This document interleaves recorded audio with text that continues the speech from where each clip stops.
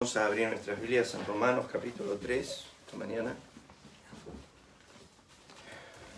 Romanos capítulo 3.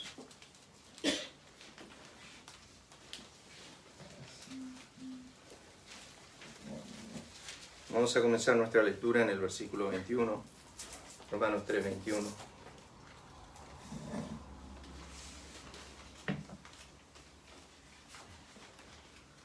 Dice así: Pero ahora, aparte de la ley, se ha manifestado la justicia de Dios, testificada por la ley y por los profetas. La justicia de Dios por medio de la fe en Jesucristo, para todos los que creen en Él, porque no hay diferencia. Este es el tema central quizás de toda la epístola. Aparece la palabra justicia en sus distintas formas, aproximadamente un poco más de 60 veces en este libro. Por eso cuando uno estudia las Escrituras y ve que hay una mención de una palabra muchas veces, significa que el énfasis del autor, el apóstol Pablo, por el Espíritu de Dios, es la justicia de Dios. Pero el término, la justicia de Dios, como la ven acá mencionada en el versículo 21, luego el versículo 22, se menciona solamente 7 veces en el Nuevo Testamento. 5 en Romanos, 1 en 2 Corintios y 1 en Santiago. Ese término, la justicia de Dios. Siempre es notorio a mí cuando veo que la palabra se repite, o el término se repite 7 veces. 7 en la Escritura siempre habla de perfección. Basta ya de la justicia humana, es lo que Pablo está tratando de desarrollar, que no existe. Que no existe una justicia natural o una justicia de los hombres que los pueda llevar a una justificación ante Dios. No existe. Ya Pablo, desde el versículo 18 de Romanos 1 hasta el capítulo 3, versículo 20, ha mostrado que todos están bajo el juicio de Dios y todos están bajo condenación. Pero la historia no termina ahí, como ya dijimos, y comienza Dios a desarrollar y dar a entender su justicia. Lo cual, desde que comenzó a estudiar este tema, ha sido un abrir de ojos mayor para mí, que va a ser para ustedes seguramente, porque cuanto más lo estudio, más me doy cuenta que no lo conozco. Más me doy cuenta que es una doctrina, que es una de las doctrinas esenciales dentro de lo que llamamos en teología bíblica la doctrina de la salvación, o con el término bíblico, el término teológico que se le da, que es soteriología, que significa la doctrina de la salvación. En esa doctrina de la salvación, uno de los puntos principales de nuestra salvación en relación a cómo estamos delante de Dios tiene que ver con la doctrina llamada la justificación, que es donde Pablo empieza a desarrollar este tema, que es cómo nosotros podemos estar bien o en paz o justificados, como es la palabra griega que aparece en Romanos 5, versículo 1, justificados pues por la fe, tenemos paz para con Dios. Quizás esa frase sea la más importante de toda tu vida y de toda tu existencia, que si nunca la llegas a conocer, vives en un mundo de legalismo, de religiosidad, que nunca te da paz ni justicia ante Dios. La justificación, como dice Romanos 1, justificados pues por la fe hay un fruto inmediato de esa obra de Dios hacia nosotros. La justificación no es algo que yo hago, es algo que Dios hace. Romanos 8 dice, Dios es el que justifica. Entonces la justificación viene de arriba. No nace de nosotros, nace en Dios. No es algo que nosotros hacemos para obtenerlo, como vamos a estar estudiando. Es algo que es una dádiva de Dios, es un don de Dios. La Biblia lo llama en Romanos 5 el don de la justicia. El don de la justicia. O sea que nuestra justicia ante Dios es una dádiva de Dios, como lo vamos a estudiar acá en Romanos. Pero esta doctrina es elemental, es fundamental. Abarca desde el capítulo 3, versículo 21, hasta el capítulo 5, versículo 21. Pero está de vuelta repetido por Pablo en el libro de los Gálatas. Y a través de las epístolas, Pablo vuelve a tratar el tema de lo que es la justificación. Fíjense en el versículo 23. Por cuanto todos pecaron, están destituidos de la gloria de Dios. Un tema que vamos a desarrollar y espero que podamos desarrollarlo en un domingo. Siendo justificados, y este texto es vital a la doctrina de la justificación. Dice, siendo justificados gratuitamente por su gracia. Ahí ya hay un banquete en esta doctrina. Porque acá no aparece lo que yo hago, es todo lo que Dios hace. Esto es peligroso cuando estudiamos la salvación, de no injertar algo de nosotros en ella, porque adulteramos la obra de gracia. La Biblia no lo hace. Nosotros no debemos hacer lo que la Biblia no hace. Fíjense el texto, versículo 24. Justificados gratuitamente por su gracia. La palabra gracia es una palabra muy difícil de definir. Lo más ligero en su significado es un favor. Lo que nosotros llamamos es un favor inmerecido. O sea, lo que Dios nos da todos los días, no lo merecemos, pero lo da igual. Yo no merezco vivir, pero Él me da la vida. Yo no merezco poder ver, pero Él me deja ver. Él hizo el ojo que ve, el oído que oye. Yo lo merezco ver, yo no merezco oír. Yo no merezco hablar, yo no merezco caminar, yo no merezco hacer con mis manos. Yo no merezco nada de esto. Mientras estaba estudiando este tema, me empecé a reflexionar con cuántas dádivas de Dios son las de sí mismo. Quiero distinguir eso. Porque hablamos de lo que Él nos da en relación a sus atributos y lo que Él nos da en relación a su bondad. O sea, nos da la vida, el aliento, todas las cosas. Son de Dios, pero no necesariamente son parte de Él. Pero las cosas que Él nos da son parte de Él. Derramó en nuestros corazones, por ejemplo, Romanos capítulo 5, versículo 5. Derramó en nuestros corazones su amor. Por el Espíritu que nos fue dado. Alcanzamos misericordia. Repetidas veces en el Nuevo Testamento está ese tema. Sus misericordias son nuevas cada mañana. Nos da de su gracia continuamente. Esos son atributos de Dios con los cuales Él está tratando con nosotros continuamente. Ninguno de nosotros quisiera ser tratados en base a su justicia. Que Él sea justo conmigo hoy. Que Él me trate como merezco ser tratado. Que Él me dé conforme a mis merecimientos. Primero, no recibiría nada. Y segundo, tendría un problema serio si Él sería justo conmigo. Por eso, al estudiar la justicia de Dios, la tenemos que entender en el contexto que Pablo está desarrollando aquí en Romanos, que está basado en la justificación. Porque Dios también va a hacer su justicia en el juicio. Pero esta no es la justicia que va a desarrollar acá. No es la justicia que me condena, sino la justicia que me justifica, y es diferente a la justicia que me condena. Es la misma justicia, pero mirada a un ángulo distinto. En un lado, justificación me la regala. En otro lado, usa esa misma justicia para condenarme. En Romanos 2 ya hemos visto que Él va a hacer un justo juicio. Que el juez de toda la tierra, dijo Abraham, ¿no hará lo que es justo? Entonces, justicia y juicio son el cimiento de su trono. Pero eso tiene que ver cómo Él trata conmigo. Y eso es desastroso. Porque si Él me trata en justicia como Él es, yo termino pagando todos los platos rotos. Pero la justificación es cuando Él toma su justicia, su rectitud, y me la da a mí como regalo. Y hay tres aspectos de la justificación que hay analogías o ejemplos en la Escritura para hacernos entender cómo es que Dios otorga su justicia a los hombres. Pero sigamos leyendo. Es claro que no es algo que Dios toma como hizo el mundo, de la nada.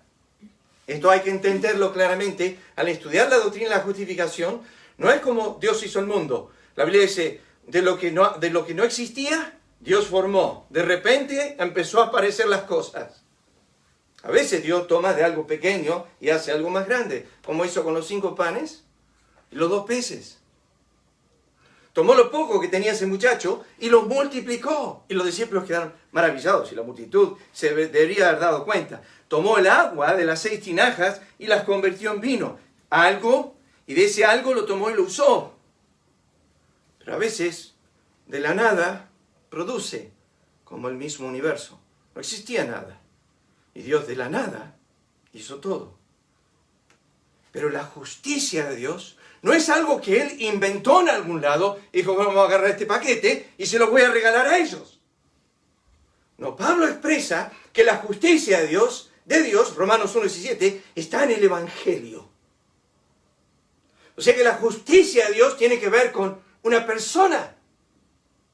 Y va muy profundo. Porque tiene que ver con lo que hace con esa persona. Con mis pecados. Y luego lo que hace con la justicia de esa persona, con mi ser. Lo que se llama en la historia de la teología doble imputación. ¿Qué es eso? Toma mis pecados y se les imputa a Cristo. Se los carga a Él. Y esos son tuyos. Y toma su justicia y me la da a mí. Eso es lo que llamamos doble imputación en el Calvario. Eso es uno de los aspectos de esa justicia. Pero fíjense, Romanos 3:24. Dice, siendo justificados gratuitamente, ahí ya tenés que poder respirar. No es la palabra gratis, pero es la palabra libre. No tenés más saldo, no tenés más deuda, no tenés que pagar nada. Pero aparte de eso, es la palabra griega sin causa. A mí me encanta porque se utiliza en Juan 15, versículo 25, cuando Cristo dijo, me odiaron sin causa. Lo he dicho tantas veces que como los hombres no encuentran un motivo para odiar a Dios, Dios no encuentra un solo motivo para amarte. Dios no tiene un solo motivo para amarte. Significa que cuando Él te ama de pura gracia, es puro favor. Porque lo que mereces no es amor, es odio. Mereces su ira, mereces su juicio, mereces su castigo. Pero como los hombres no encuentran en Cristo algo para odiarlo porque era toda bondad, toda benignidad, todo bien. Llenó a Jerusalén, dice la Biblia, de sus bienes.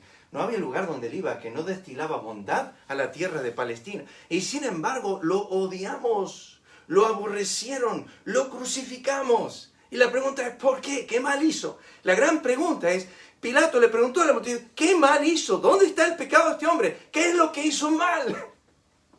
Nada, cero. No hizo nada mal, nunca hizo mal. Sin embargo, lo aborrecimos sin causa. Es el estigma interno del corazón, me decía eso mi papá siempre. Vos mencionás a Dios y no pasa mucho. Vos mencionás a la Virgen María y estamos todos bien. Vos mencionás a San Cayetano y todavía estamos bien. Pero vos decís el nombre Cristo y se produce un estigma y un rechazo instantáneo en el corazón. Vos podés decir Dios a una multitud, Dios, a Dios gracias, y todos dicen, muy bien. Pero decís, yo creo en Cristo, y se terminó la fiesta. Ese nombre trae un estigma. Pruébalo. Habla a tu amigo de Dios. Che, ¿vos crees en Dios? ¿Y cómo no va a creer en Dios? ¿Y en Cristo? ¿Creéis en mí? ¿Creéis en Dios? Dijo Cristo en Juan 14:1. Cree también en mí. Hay un estigma satánico detrás del nombre de Jesús. O no para los santos, pero para el mundo impío. Es interesante cómo ese nombre llegó a ser la maldición más grande de las películas en Estados Unidos. El nombre Cristo. Más que la palabra de fe. Todos la conocemos en inglés. Esa palabra es la común de todos los días, del hablar de los norteamericanos. La palabra F. Pero si que realmente querés maldecir, decís Jesucristo. Tomaron ese nombre, alto y sublime, y lo maldicen continuamente. ¿Por qué? ¿Por qué no dicen Satanás? ¿Por qué no dicen Judas Iscariote? No hay ninguna blasfemia de Judas, no hay ninguna blasfemia de Satanás. Sin embargo, el estigma del nombre de Cristo Mi padre me decía, lleva una Biblia en la calle y vas a ver que te miran medio raro. Sentate con un libro de historia a leer en un lugar y nadie te mira. Pero abrí una Biblia en un lugar y todos pasan y te miran. Algo es. Mi padre decía, caminás con una Biblia 1 kilómetro y predicás un sermón 1 kilómetro de largo. Es verdad. Hoy hemos reemplazado la Biblia física, papel, con tablets o celulares. Y está bien. Pero nadie, si te ve con el celular, va a pensar que estás leyendo la Biblia. Piensa que estás en WhatsApp, o en Facebook, o mirando algo, Twitter, o Instagram, lo que sea. Pero cuando estás con una Biblia, literal, en tu mano. Y bueno, yo me acuerdo, subíamos al colectivo. Yo con Ricardo, años atrás, él hacía de ateo y yo hacía de creyente. A propósito lo hacíamos, ¿sí? Subíamos al colectivo, y nos sentábamos en el fondo y empezamos a discutir. Él me empezaba a hablar como un ateo. Empezábamos una conversación y él levantaba la voz, porque queríamos que todos escuchen. Y yo no creo en Dios. ¿Cómo no vas a creer en Dios? Y yo empezaba a presentar todo el argumento. Y él me tiraba argumentos para refutar. Estaba todo preparado. Era a propósito. Pero toda la gente estaba escuchando. Y nos bajábamos al colectivo y lo hacíamos de vuelta. A veces cambiábamos los roles. Yo hacía ateo y él hacía de creyente.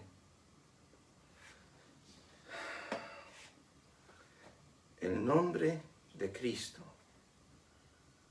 Fíjense lo que dice el versículo 24. Siendo justificados gratuitamente por su gracia, mediante la redención que es en Cristo Jesús. Para el creyente, en 2 de Pedro, 1 Pedro capítulo 2, el creyente, Pedro dice, Cristo pasa a ser precioso. Y saben que es interesante cuando uno habla con personas. Yo he visitado hogares de ancianos cuando estaba en Estados Unidos. Teníamos el ministerio en el instituto y teníamos que ir a hogares de ancianos. Y hablaba con mujeres ancianas, a veces estaban en silla de ruedas, me acercaba a ellas y les preguntaba, ¿qué piensas de Cristo? Me respondían la mayoría, me decían, es mi dulce Salvador. Ya está, dije. Conoce a su Señor. Un hombre fue a golpear una puerta de una casa con literatura y abrió la puerta a una mujer y le dijo, ¿qué piensas de Cristo? Y se quedó ahí en la puerta y la mujer cerró la puerta. Se dio vuelta y se fue. A la noche llegó el marido a trabajar y la mujer le dijo, esta mañana apareció un hombre en la puerta y me dijo, ¿qué pienso de Cristo? Y el marido le dijo, ¿pero no le dijiste que vamos a la iglesia? Pero no me preguntó eso. Pero dijo, ¿no le dijiste que damos las ofrendas toda la semana? Pero no me preguntó eso. Pero no le dijiste que leemos la Biblia. Pero dijo, no me preguntó eso. Me dijo, ¿qué pienso de Cristo? Y me lo estoy preguntando todo el día. No tengo relación con Él. Tengo religiosidad, voy a la iglesia, leo la Biblia, ofrendo. Pero a Cristo no lo conozco. ¿Qué piensas de Cristo?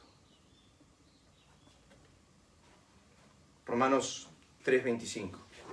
Acá comienza a profundizar el apóstol y el Espíritu de Dios y Dios mismo revelando a Pablo, a quien Dios puso como propiciación por medio de la fe en su sangre.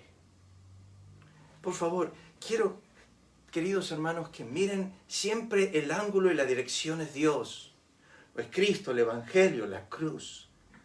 La justificación está marcada hacia la persona del Evangelio que es Cristo. O sea, alejarnos de nosotros y acercarnos a Él. Basta de mi tratar y comenzar a ver su hacer en todo el Evangelio. Porque la justificación no tiene que ver con lo que yo hago, sino lo que Él hizo. Lo que Él ha hecho por mí.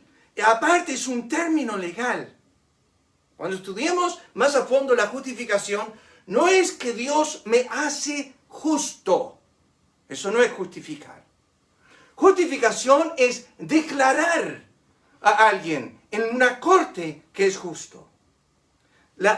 Eso se llama justicia imputada. Hacer justo es la justicia impartida de Dios, que es la santificación. Pero en la justificación, lo único que hace Dios es toma a un impío que no hizo nada para ser justo, y Dios lo mira y le dice, sos justo ante mí. El impío dice, ¿cómo? Tanto como un impío en la corte es condenado, la condenación al impío no lo hace impío, lo declara culpable. De la misma manera que una condena no hace al ladrón, sino que simplemente lo sentencia a esa culpabilidad, de la misma forma, justificar a alguien es simplemente declararlo justo, pero no hacerlo justo. La naturaleza de hombre no cambió. Sigue siendo el mismo hombre, pero ahora delante de Dios tiene una posición de paz. Y se pregunta, ¿cómo puede ser? Dice, por lo que yo hice. Dijimos la semana pasada, si se acuerdan. Parece ser fácil para mí, pero fue lo más costoso para Dios. A Él le salió todo. A mí no me costó nada, pero a Él le costó todo. Y fíjense lo que dice, versículo 25. A quien Dios puso como propiciación por medio de la fe en su sangre para manifestar su justicia. Hay que recalcar eso. A causa de haber pasado por alto en su paciencia los pecados pasados, con la mira de manifestar en este tiempo su justicia, a fin de que Él sea el justo y el que justifica al que es de la fe de Jesús. Ahora, ahí leímos, como ya dije, el corazón de la justificación que vamos a desarrollar. Pero fíjense el versículo 27. ¿Dónde pues está la jactancia? Es el problema de la ley. Por ejemplo, Waldo se levanta en la mañana, va al taller y trabaja todo el día. Y en todo ese día tuvo una mañana gloriosa, pues se levantó y lo primero que hizo puso la pava, el mate y se sentó a leer. Y después de leer tuvo un tiempo de oración y le pidió al Señor que lo guíe en todo el día, que le dé la fuerza para trabajar, y después trabajó todo el día. Y cuando termina el día se sienta ahí a cenar y ora y da gracias a Dios por todo lo que le dio en el día. Y eso le pasa más o menos por un mes. Tiene una rutina, ¿sí? Y Waldo se empieza a sentir bastante justo. ¿Por qué? Porque se está portando re bien. Está haciendo cositas que parecen que le están dando a él justicia. Y uno empieza a sentirse justo. Pero no lo somos. No lo somos. Lamentablemente, yo soy el primero en decirles, y esto es lo más triste de todo, que Jesús dijo, a los que se creen justos, y luego agrega esta palabra, en sí mismos. Es horrible eso. Es la verdad, pero es lo horrible. Justicia en uno mismo no es justicia. Pero eso es lo que hacía la ley. La ley enorgullecía el corazón. ¿Por qué? Yo hasta el día de hoy no maté a ningún hombre. Así que un mandamiento lo tengo guardadito. El único, pero ese lo tengo. Por eso apunté a no matarás. Porque es el único de los 10 que guardé bien. Pero ¿saben cuántas veces he odiado a alguien en mi corazón? Cristo dijo, el que odia a su hermano es homicida. ¿Y cuántas veces la intención de homicidio ha estado en mí? En las cosas más triviales de la vida, como alguien está manejando adelante, yo digo, ay, te lo mato. Y después me doy cuenta, ¿qué estoy diciendo? Pero en ese momento fui un homicida. ¿Y tienes a alguien que odias? No levantes la mano. Saben que no tenemos ni la costumbre, y no lo tuve en 26 años como pastor en E6, no lo tenía acá. Pero, ¿tienes a alguien que odias? Que cuando piensas en esa persona es enemigo puro. Lo ves y te da bronca. Te lo mencionan y te da bronca. Solo tú sabes. Por ahí no tenés a nadie, bárbaro. Pero por ahí sí tenés a alguien. Es un problema tuyo. y te afecta a ti. Porque el odio por esa persona te está dañando a ti, no a él. Es como tomar veneno y esperar que tu enemigo muera. Ese es el odio para con esa persona. Entonces, ¿cómo puedo hacer para no tenerlo? Tienes que ir a Dios en oración. Peleg de los Saki. Yo en ocasiones he tenido mucho odio con personas que me han hecho mucho mal. Y no he aprendido el espíritu de Esteban cuando estaba muriendo, que le dijo: Padre, no le tomes en cuenta a los hombres de pecado. Mismo espíritu que tuvo Cristo en la cruz: Padre, perdónalos porque no saben lo que hacen. Esteban dijo lo mismo. Y eso debe correr y bajar nuestro corazón. Acá cuando alguien nos está haciendo mucho daño, decir: Padre, perdónalos porque no saben lo que hacen. Fíjense lo que dice el versículo 27. ¿Dónde está pues la jactancia? ¿Queda excluida por cuál ley? ¿Por la de las obras? Obviamente que no, dice Pablo, no. Las obras te hacen jactancioso, sino por la ley de la fe. Si tú crees, no tienes nada de qué gloriarte. Y la justicia de Dios solamente viene por la fe. Es un regalo. Anoche Lisa me dice: ¿podés ir a comprar un poco de fiambre? Y tuve que cruzar la calle. Y mientras estaba cruzando, estaba meditando sobre el pasaje. Y dije: Señor, siempre cuando estoy caminando, empiezo a orar. Digo: Señor, enséñame. Señor, enséñame. Empecé: Señor, enséñame. Y enseguida: ¿cuántos regalos tengo? Bueno, el aire que respiro es de Dios. La vida que tengo es de Dios. Esos son regalos terrenales, naturales. Me lo da todos los días. Tú no estás todos los días diciéndole a Dios. Yo no creo que Miguel esté en Yarco diciéndole a Dios: dame vida, dame vida, dame vida, dame vida. No, no. Lo recibe de Dios en abundancia y le da gracias que tiene. Pero no le está pidiendo vida. ¿Saben cuándo le pide vida? Cuando el doctor le dice: tenés cáncer de páncreas. O cuando el doctor le dice: tu hígado está malo. Tenés cirrosis. Tenés 3 meses. Entonces ahí uno se pone reconsciente de la vida que Dios nos da. Y que Él nos da la vida. Y que el doctor, que podemos hacer algo, y un trasplante, pero y de páncreas, no, nada. No. Ordena tu casa porque vas a morir. Dice: si conocieras, dijo Cristo a la mujer samaritana, si conocieras el don de Dios, si conocieras el don de Dios y quién es el que te dice: dame de beber, le pedirías a Él y Él te daría. La mujer no estaba al tanto de los dones de Dios, los beneficios de Dios, lo que Dios nos da todos los días. Él me da la vida, Él me da el aliento, Él me da todas las cosas. Y ahora aparece en la salvación y dice: te quiero dar mi justicia. ¿Y cómo lo obtengo, Dios? Cree en mi Hijo. Cree en Él, pon tu fe totalmente en Él. Él es tu justicia. Por Él, Él murió por ti. Él pagó la culpa. Solo cree en Él. No, yo voy a tratar de hacer. Yo voy a tratar de guardar. Yo voy a tratar. Lo que pasa es que si vos me das eso de regalo, a mí no me sirve. ¿Ustedes se acuerdan la historia que conté del misionero que estaba en la India y vino aquel hombre anciano para decirle que iba a hacer un peregrinaje a Meca? Y lo recibió, le había hablado el Evangelio muchas veces. Y cuando entró a la casa tenía una cajita y le dijo: quiero darle esto. Y cuando la abrió, era una perla grande. Precio que no podía pagar. El misionero dijo: eso vale fortuna. Y dijo: acéptemelo. No te lo voy a aceptar, dice. Eso sale fortuna. Dice: acéptemelo. Y dije: déjame que te lo pago. Dice: no se puede pagar. Dijo: ¿por qué no? Porque esta perla, dice, la consiguió mi hijo. ¿Tu hijo? Dice: yo no sabía que tenía un hijo. Sí, yo tenía un hijo, dice, que era buscador de perlas. Y él se fue abajo a buscar esta perla.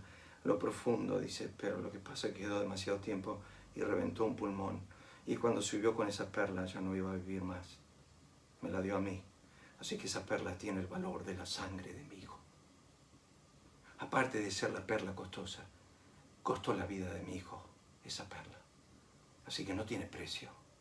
El hombre lo miró y dijo, Dios también te quiere dar la perla de gran precio que es Cristo, y derramó su sangre, y el valor de la salvación tiene la sangre del Hijo. Por eso es imposible que vos lo pagues, lo tienes que recibir gratuitamente. Tienes que meramente creer en Él, y eso es suficiente. Y fíjense lo que dice el versículo 27.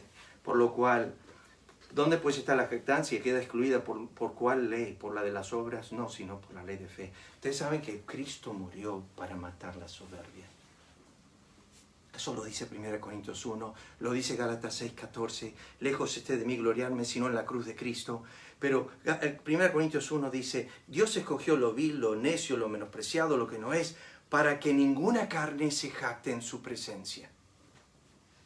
O sea que uno de los propósitos del Calvario era morir tu orgullo, era matar tu orgullo, es que si vas a entrar al reino, vas a entrar en humildad, en aceptación de que todo esto que recibes es un regalo. Y que Dios te lo da en abundancia, y que no lo mereces, y Dios te lo da. Y todos los que están en el cielo eternamente serán inmerecedores de gracia. Y todos los que están en el infierno, dijo Spurgeon, afuera hay un cartel que dice, merecedores de su justicia. Y en el cielo, inmerecedores de su gracia. Vas a estar eternamente en el cielo, no mereciendo una gota de ese lugar.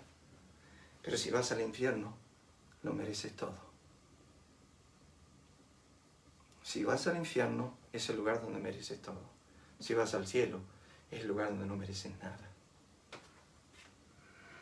Y acá dice Pablo, fíjense qué tremendo versículo 28. Concluimos pues que el hombre, noten esta frase porque aquí resume la justificación, es justificado por fe, sigan leyendo, sin las obras de la ley. No hay una gota de tu justicia en esta salvación. El texto 28 lo dice. Concluimos pues que el hombre, llámenlo quien quieran, Waldo, Mariana, Lili, Jessica, Ornelia, o cualquiera de nosotros, el hombre es justificado por fe. Pero aclara Pablo, sin. No agreguemos nada.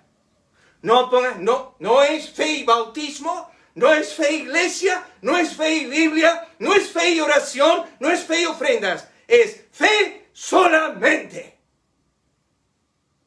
en esa obra. No le puedes agregar nada a tu justificación. Es totalmente de arriba.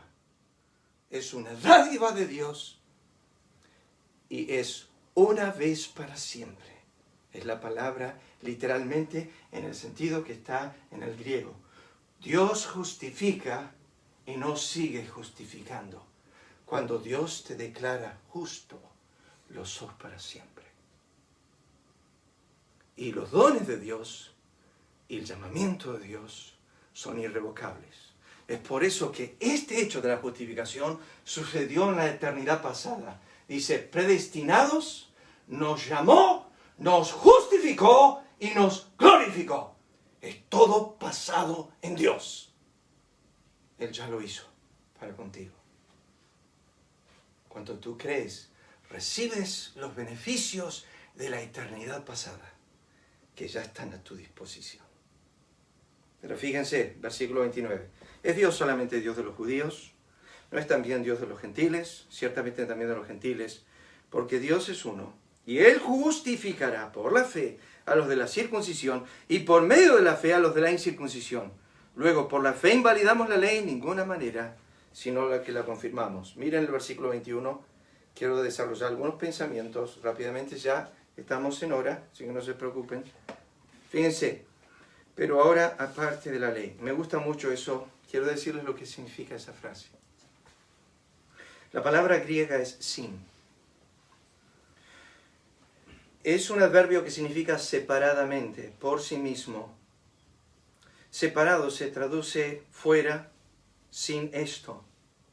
Pero ¿cómo se entiende esa palabra? Bueno, entonces para entender esta palabra, aparte de la ley, como dijo Pablo, hay que tomar esa palabrita griega y buscarla en nuestra Biblia para ver cómo aparece en otros contextos. Entonces yo puedo ver cómo aparece esa palabra sin.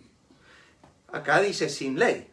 Pero si yo puedo ver en otros lugares cómo aparece esa palabra griega sin, me va a hacer entender lo que la fuerza y el poder de esa pequeña palabrita sin.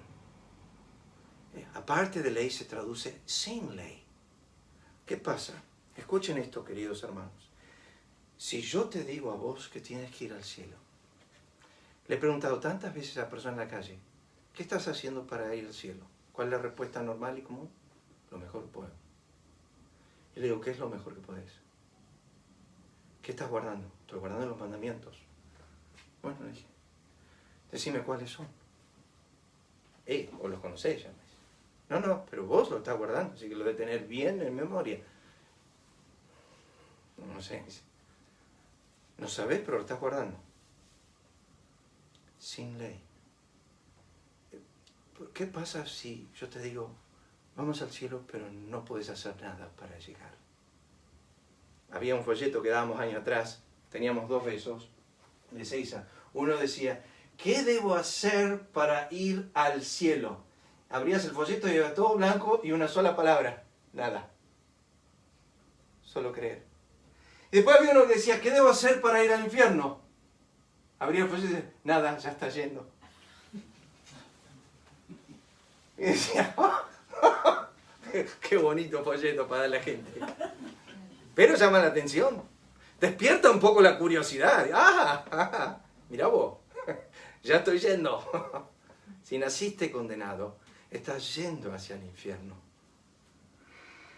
Sí, vayan a Juan 1.3 un momento. Y vamos a mirar esta palabrita. Y Lucas, me parece que vamos a estar más tiempo en justificación de lo que pensaba. Pero bueno. Juan 1.3, fíjense. Noten este versículo, y esto es muy sencillo. Todas las cosas,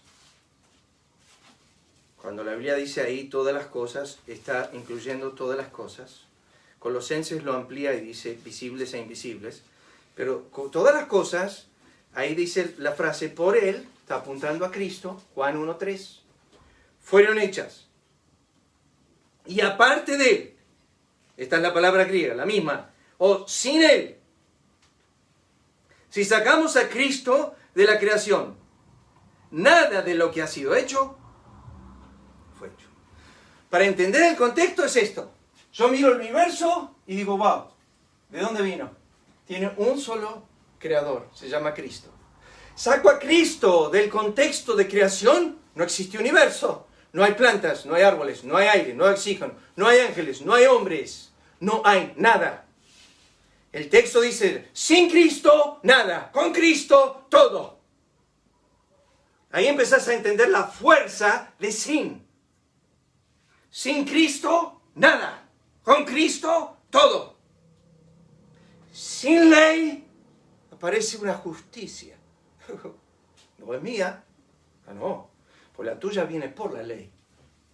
Pero la de Dios no es por ley. Es una dádiva. Es interesante que aparece 3 veces la palabra sin en el libro del Evangelio de Juan. Miren la segunda vez. Capítulo 15. Capítulo 15, versículo 5. La primera es, sin Cristo no hay creación. La segunda es, Juan 15, 5. Yo soy la vid, vosotros los pámpanos. El que permanece en mí y yo en él, este lleva mucho fruto. Porque aparte de mí, sin mí, utiliza la palabra griega acá separados, que es la misma palabra griega en el original, pero la tradujeron los escritores separados, porque separado de mí, nada podéis hacer. Y esto tiene que ver con la vid que es Cristo, el pámpano que soy yo, y el fruto. O sea, una vida cristiana.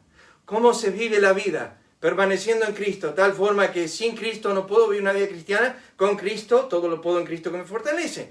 Entonces, si Él me manda a pescar, yo solo no puedo, pero si Él está en el barco, sacamos un montón de peces como Pedro. Si Él me manda a sanar a alguien, yo no puedo. Pero si Cristo está conmigo, sanó cualquiera. Cristo dijo, sin mí no podés. Conmigo podés. Sin mí no. Es la idea. Sin Cristo, separado de mí, nada. Sin Cristo no hay mundo. Sin Cristo no hay una vida diaria de creyente.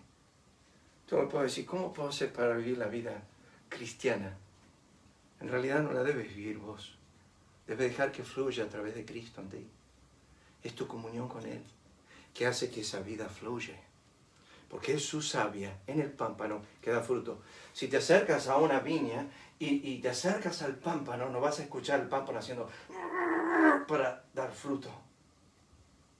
El fruto está en la vida del pámpano, de la vid, que fluye al pámpano y el pámpano simplemente recibe esa vida y la muestra por un fruto que da, que es la uva.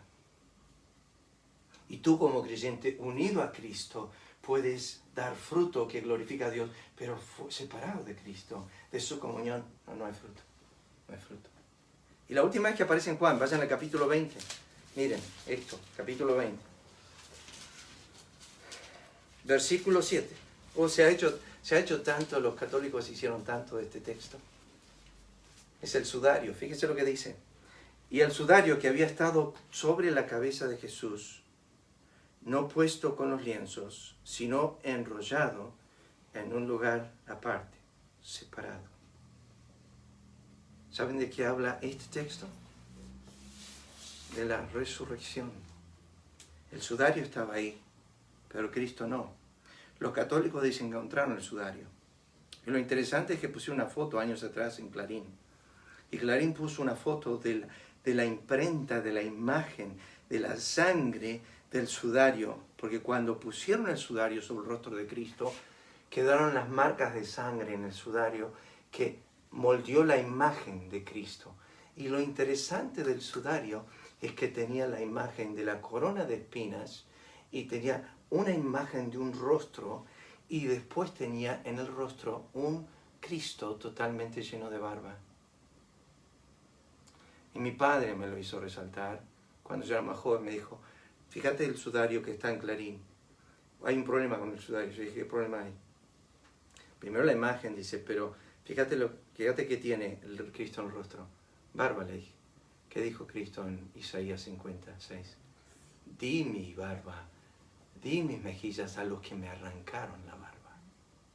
Me la sacaron. Se le hinchó el rostro, se le desfiguró más que cualquier hombre, la Biblia dice, Isaías 50. No quedó reconocible. Si tú me das una piña en el ojo, en poquito tiempo se me hincha. Y en poquito tiempo pierdo la reconocibilidad de antes.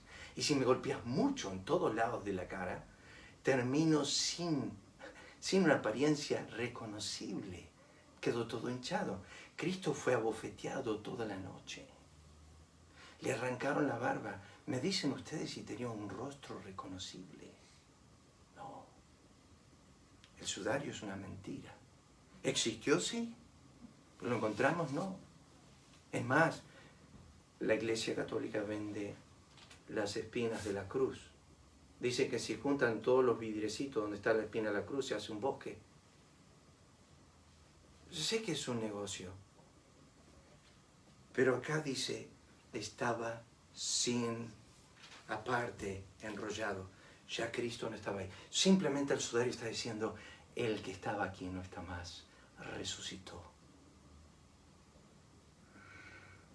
Todo lo que implica la resurrección, Pablo lo lleva a 1 Corintios y dice, si Cristo no resucitó, entonces vana es tu fe. Pero Cristo resucitó. Por ende, todo nuestro evangelio depende de el que creó las cosas y el que murió y resucitó para nuestra justificación. Es más, Pablo lo cita así. Vayan para terminar esta mañana con esto. Hay más versículos, pero quiero que noten Romanos capítulo 4, versículo 25. Romanos 4, versículo 25. ¿Qué importancia tiene la resurrección de Cristo en esta doctrina de la justificación? Fíjense lo que dice el versículo 25. El cual fue entregado para nuestras transgresiones y resucitado ¿para qué? Nuestras justificaciones. Tú no serías justificado esta mañana y no tendrías derecho a estar delante de Dios si Cristo no hubiese ¿qué? Resucitado de los muertos. Su resurrección hacia tu justificación. Ahora yo dije que había 3 términos para declarar analogías bíblicas para hablar acerca de la justificación. Déjame terminar con esto. Hay mucho más para decir, vamos a seguir porque hay tanto para decir. ¿Qué harían tus hijos sin sus padres esta mañana?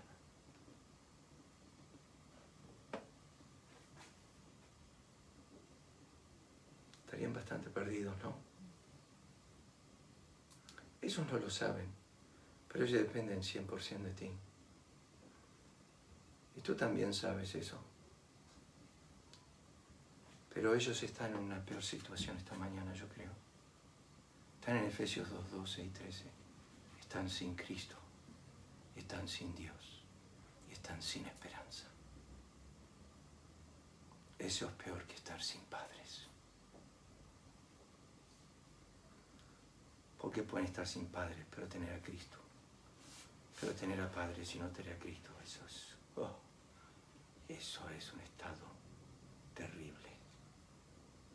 Y te lo digo esta mañana para que lo pienses. Porque ¿qué haría Román sin Waldo? Es difícil. Nuestros hijos dependen de nosotros y damos gracias a Dios que todavía Dios nos mantiene cerca de ellos. Pero eso no es la peor situación en el mundo. No tener padres, es no tener a Cristo, es no tener a Dios y por ende no tener esperanza. Piénsalo. ¿Dónde dije que? 3 cosas quiero decir para terminar. En Isaías 61:10 describe la justicia como dádiva, como un vestido. Saca mis trapos de injusticia, Dios. Me los saca y me viste con la gloriosa justicia de Él. Me la pone. Y mira a los ángeles, y mira al cielo, y mira a todos, y dice, este es mi hijo. ¿Qué hizo para ser hijo? Lo estoy declarando acá, mi hijo. Y le pongo mi justicia. Y él va a estar acá. Eso es lo primero que vemos en Isaías 61:10. Pero después pasa otra analogía, que es la de un banco. Y se llama crédito. Es acreditar a tu cuenta. Hubo, como dijimos, una doble imputación. Mi pecado, Dios lo puso a la cuenta de Cristo. Y lo contó a Él como pecador. Mi pecado en Él no lo hizo pecador. Él lo contó como pecador. Su justicia a mí no me hizo justo, me declaró justo. Y Dios acreditó a mi cuenta bancaria que tenía 0 justicia, ahora tengo una justicia. ¿Cuál es? Y que guardó 4 o 5 mandamientos, estamos mejorando. ¡No! Dios depositó en esa cuenta su eterna justicia. Y dijo, Lucas, Miguel, es tan justo como yo. Imposible moverlos de ahí. Satanás no tiene nada ahí, porque para condenar a Lucas o Miguel o Waldo me tiene que condenar a mí, porque la justicia que le puse en su cuenta es mía. Le di mi regalo más alto y sublime, mi justicia, en su cuenta bancaria. Se la imputé.